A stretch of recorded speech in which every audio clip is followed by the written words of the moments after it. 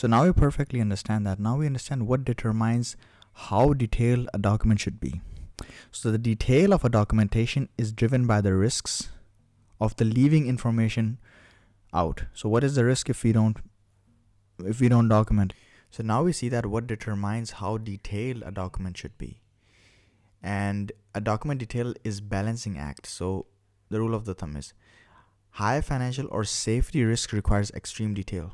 So we know that the exact encryption method for transmission of PIN must be detailed line by line to prevent theft. So the financial risk here is high. So we cannot omit risk of not writing line by line for the codes for the PIN. Or we cannot give it to AI to write the code for that, because the risk is very high and we cannot leave out important information. And for stakeholder count, more people reading it means less room for loose assumptions. So here we need high detail. The software is built by a remote team, verified by regulators, and tested by a third party. So everything must be explicitly defined. And now when we talk about review frequency, we might say if review rarely, it must stand alone as a definitive guide. So in case we review very, it depends on situation. So if we don't review it often, then we must have a guide, and the guide must be highly detailed. So the detail depends on factors and conditions. If we rarely review, then we must have a guide. And compliance modules reviewed once by year by external auditor and must be fully documented. And if there are likelihood of change, for example, if there is a file, a document, depends on the document itself as well. For example, if a high change volatile features less detail to avoid waste. For example, the marketing text displayed on the screen change weekly.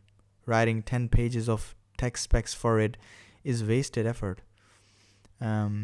So it's really important that when the marketing text displays on the screen changes every week, writing excessively for it is waste of effort because they don't get to read that much. And in case of pros and cons of combining the Pflichtenheft, we know the pros is that no contradictory duplicates. If a requirement changes, you only update it once, and there's no risk of the client's file saying that, oh, one type and the developer saying another. So the client file saying one and the developer's file also says the same thing. But the con would be blur responsibility. If a security feature fails, it becomes impossible to see if the bank failed to define the security need, which is Lastenheft, like the client side, or if the developer designed a flawed technical solution, the code was bad. So we don't know whose fault it is. Then it lowers the administrative work. We know that it lowers the administrative work, and team manage, review, sign off easily with one document. We don't have to pass it. But weaker contractual baseline is like you lose your clean legal shield without a separate Lastenheft. The bank cannot easily hold the contractor legally accountable. He cannot hold me accountable for a missing core business vision. So developer is safe. He doesn't get haunted because of the mistake of someone else, or even if I made a mistake, so I cannot be held accountable. It blurs the responsibility between the client and me. That's me. And what an example would be, the bank and the developer uses a single shared document. When the bank updates the requirement, support $100 notes, the developer adds the hardware calibration steps right next to it instantly. But in separate, like the con would be, the single document says the system must accept cards and read chip data via SPI protocol. If an international chip fails to read it, is unclear if the bank forgot to request the international support or if the developer picked the wrong protocol, because it's just mixed. So that's why we don't know whose fault was it.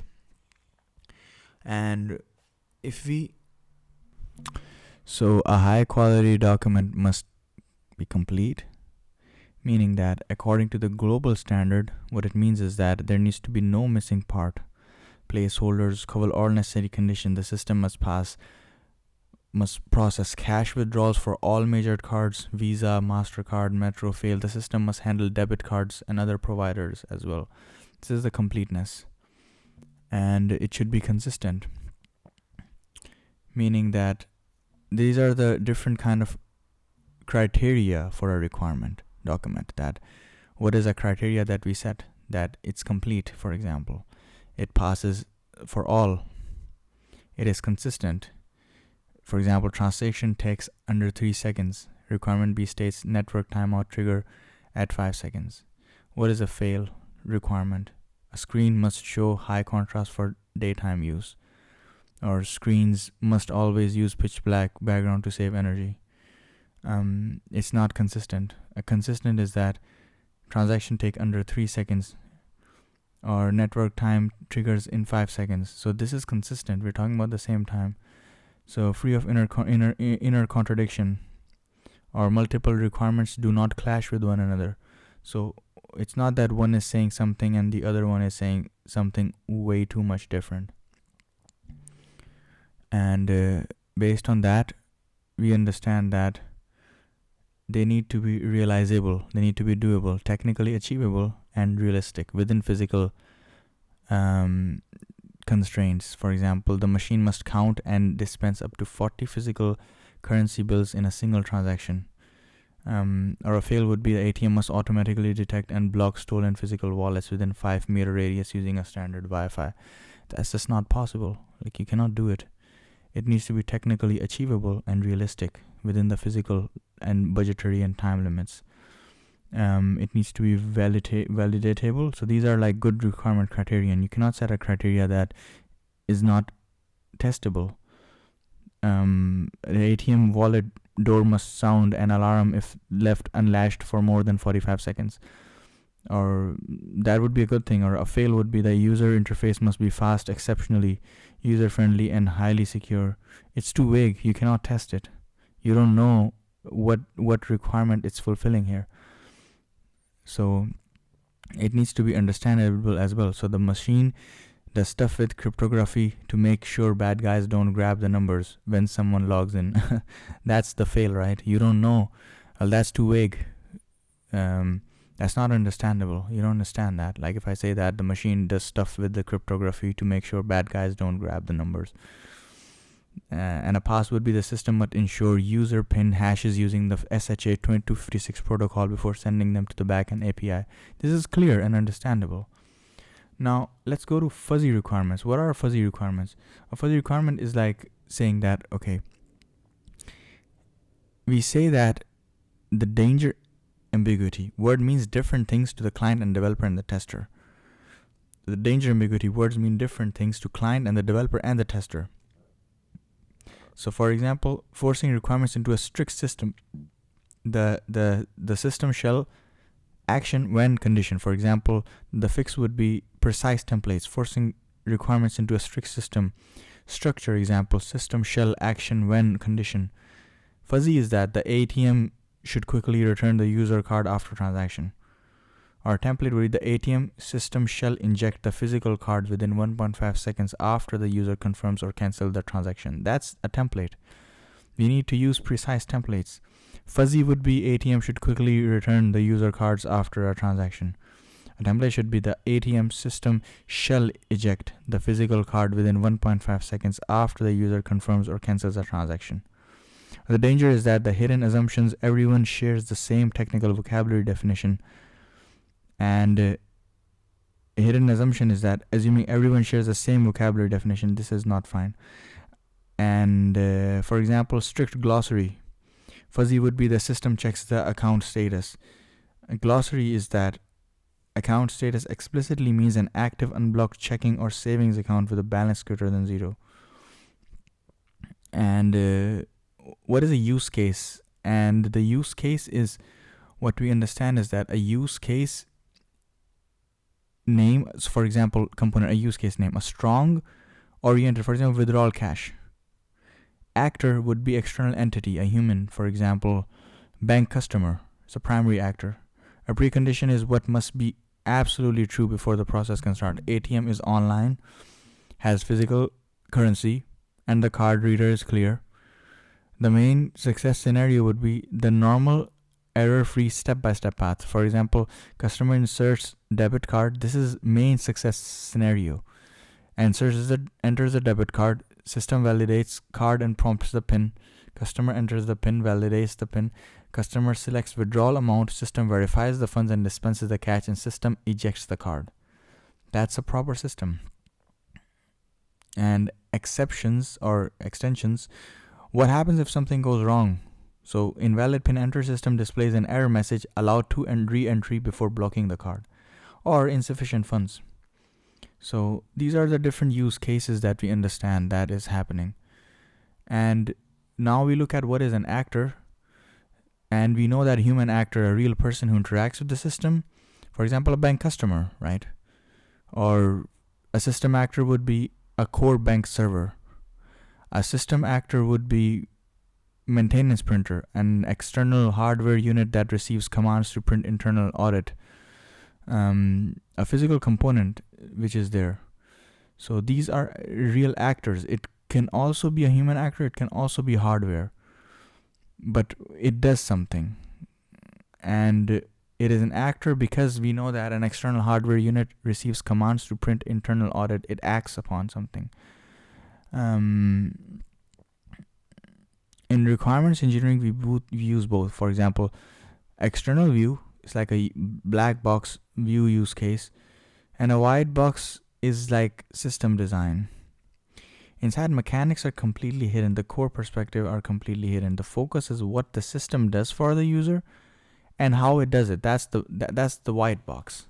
So black box versus white box.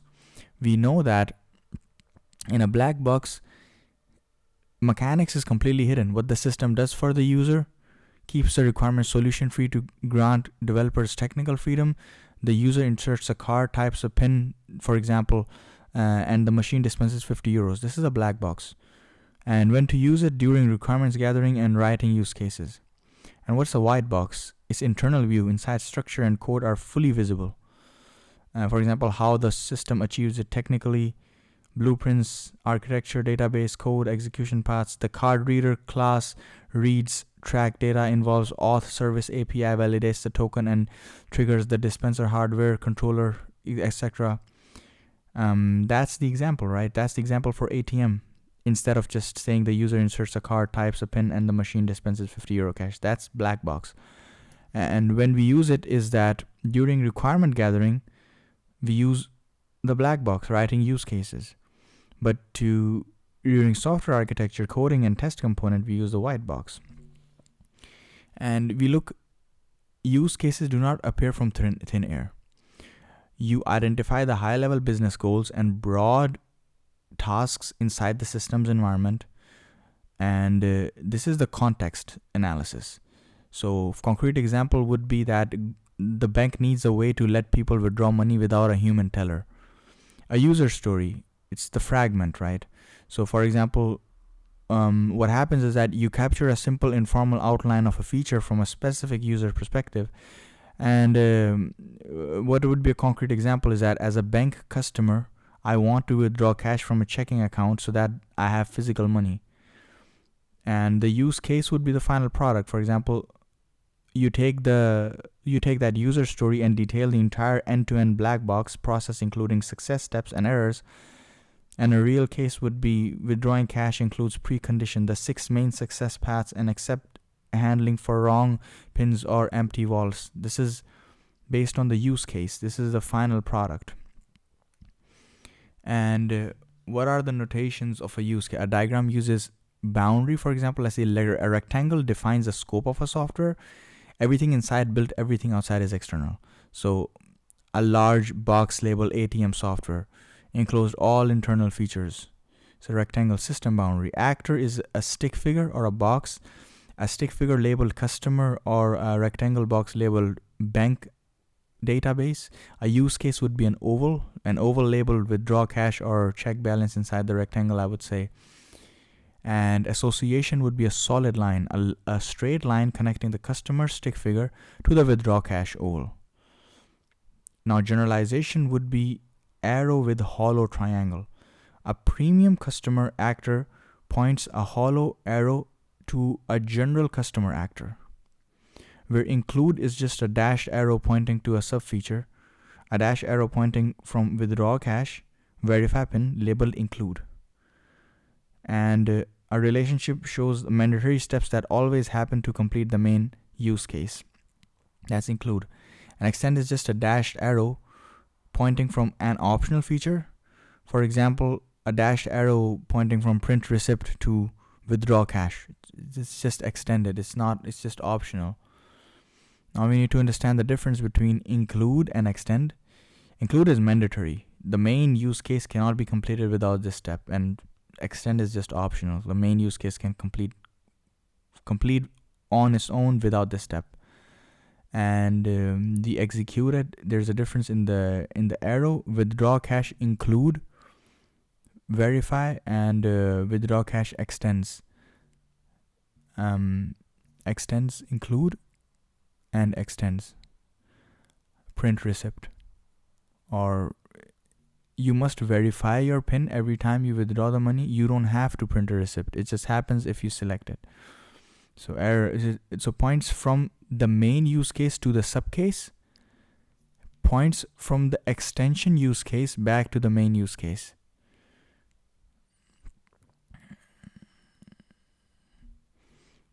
And so what is generalization in use cases? Okay, generalization in use cases. We first understand that generalization is an inheritance relationship. So in UML cases, it shows that specialized actor use case inherits all of the traits, behavior, and relationship of more general parent version, while allowing the child to add its own unique characteristics or steps. For example, actor generalization. A generalized actor inherits all access rights of a general parent actor but has extra privileges. For example, premium customer. A premium customer can do everything a standard customer can do, but they also get access to an exclusive use case called dedicated customer support. So premium customer is inheriting customer plus with some features like extra support.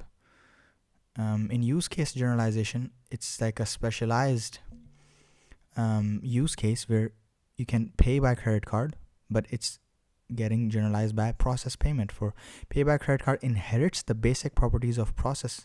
So for example, process payment, and in process payment, but adds specific steps like authorize via Visa API. This is process payment and this is credit card. So pay by credit card inherits the basic properties of this, and but add specific child steps like authorize with Visa API and furthermore. So this is the parent and this is the child. And now we need to understand the cardinalities on associations. So cardinalities or multicities is a number of ranges placed on association lines in a diagram. They specify the exact minimum and maximum number of instances of an actor or system that must participate in a single interaction. What that means is that, for example, it's exactly 1, it's 0 to 1, it's many, or 0 to many, or it's 1 to many, at least 1 or more. So this is how we define it. In customer to ATM, 1 to 1, one customer, one.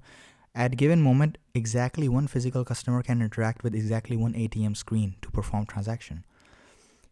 In ATM to server, so many to 1. Many different physical ATMs across country connect back to exactly one centralized core bank server. Customer to debit card, 1 to 0 to 1. A customer must have exactly one account profile, but they can choose to have either 0 or 1 active physical debit cards linked to that machine. So we understand it through this. Now, based on that, how do you describe a use case textually? what happens is that in textual use, so use case name, what it documents is the unique ID and a clear action-oriented title. For example, to withdraw cash. A short description, a quick 1 to 2 sentence summary of the goal, which basically allows authenticated customers to securely withdraw physical paper currency from their linked checking account. And what actors would do is that they would just basically all external users or system involved.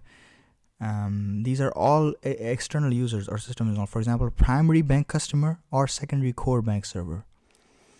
In this case, primary bank customer and secondary is, for example, core bank server, which is system. The preconditions should be what must be true before the use case can start. The ATM has cash in the wallet. And the second is that the network connection to the bank server is active, which means that the ATM has in cash and the connection, just like I said, to the server is active. And the trigger is the specific external event that initiates the process.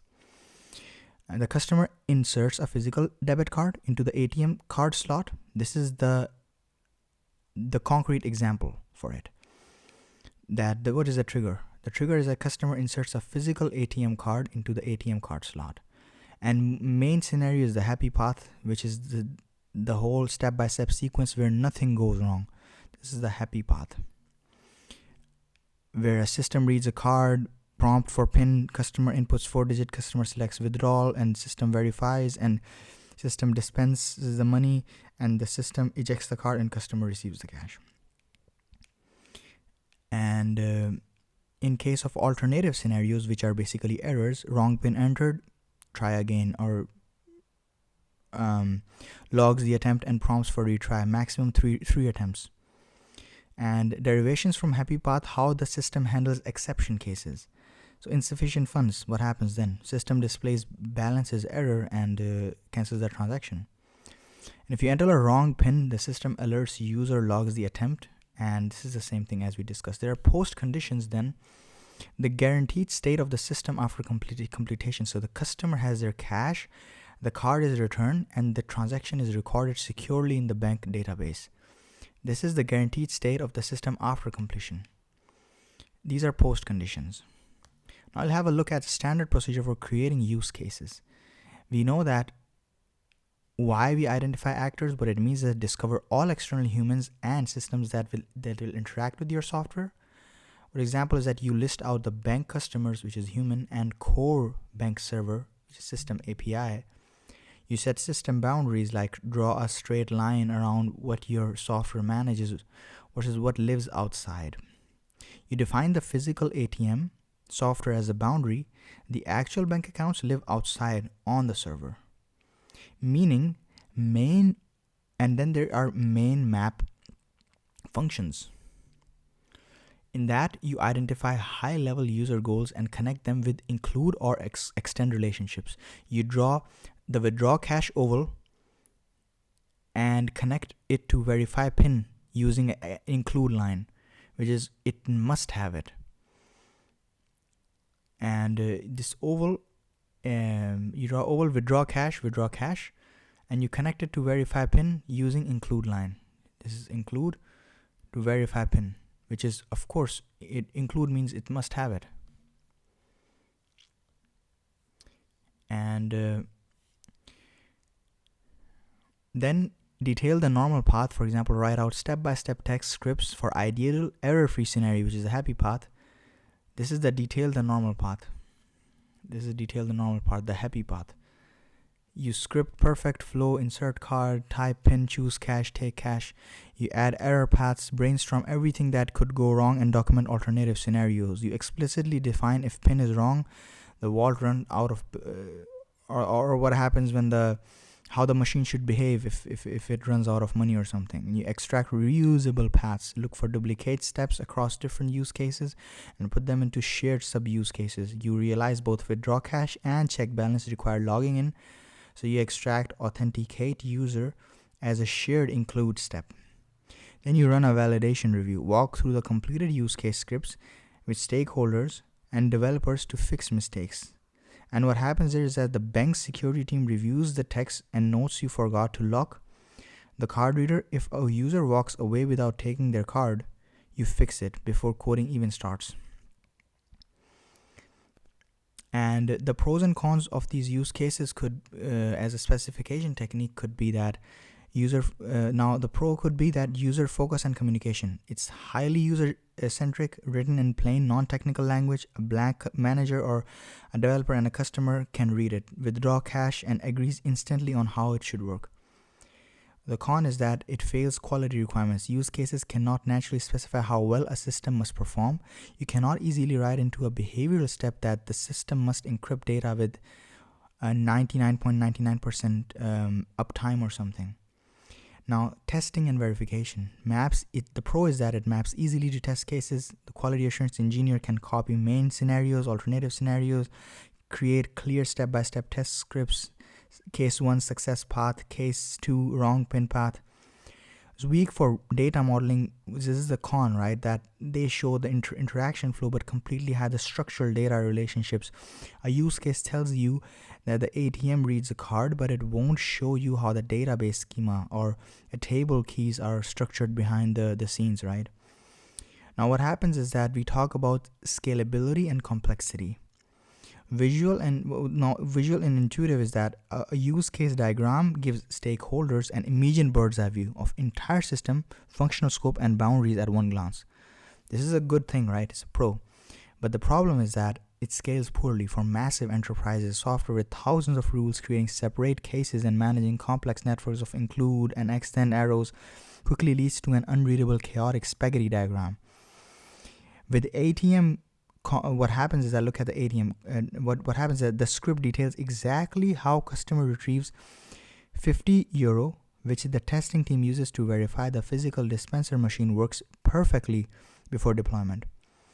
The use case says now the con is that this use case says system checks balance. It completely fails to capture that this check must handle 5,000 peak concurrent queries per minute under severe network latency constraints. And that's something what we can see as like a real con of use case as specification technique, right? These are more than clear enough reasons that we can understand this.